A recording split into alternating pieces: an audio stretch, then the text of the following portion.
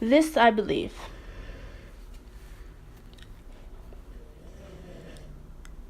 In the movie Nemo, there's a fish named Dory. She sings a tune that goes like this. Hey, Mr. Grumpy Gills. When life gets you down, you know what you gotta do? I don't want to know what you gotta do. Just keep swimming, just keep swimming, just keep swimming, swimming, swimming. What do? We swim, swim. Dory, no singing. Oh, Dory. I love to swim in. Dory. When you want to swim, you want See, to I'm gonna get stuck now with that song. Now it's in my head. Sorry.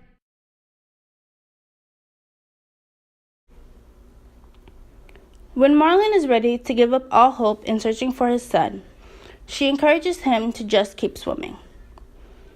Just like in the movie, we all have to go through our own trials and tribulations. At times, it can feel like we get bombarded with problems and storms.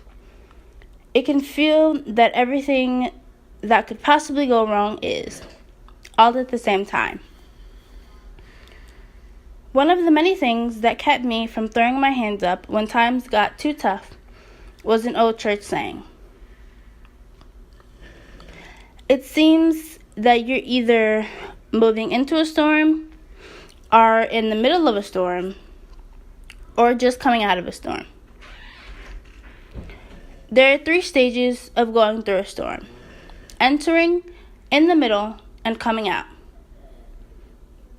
I believe that when you are going through trials or hard times, you have to just keep swimming. If you stop, then you may miss the reward that's waiting for you on the other side. We are sent through a period of preparation before. When we enter a storm, we have a plan of survival. Now, that plan may differ from person to person, but we all have at least one plan. Upon entering a storm, we generally do the same things. When my family and I learned that my grandmother had Alzheimer's, we felt a plethora of emotions. My time of preparation was short and fading away fast. So, with the little time I had left, I tried my best to prepare myself in all possible forms to handle and deal with the storm that my family and I were about to enter. The middle of a storm can be the most intense time. It can also be known as the eye of the storm. The eye of the storm has the possibility to be calm, cool, and collected. The middle of this storm was the combination of both. At times, I would see the grandma that I knew first, the one that taught me how to pray, baked 7-Up cakes, and took care of many things and people. Once we came to terms with the diagnosis, we quickly put our plan into action and did only what was best for my grandmother.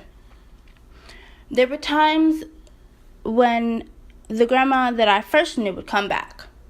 Those small moments motivated me to keep swimming.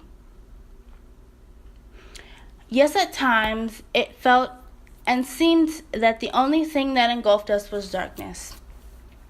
When we experienced turbulence, we kept calm and did our best to solve the issue. We learned from our mistakes and applied the knowledge that we gained.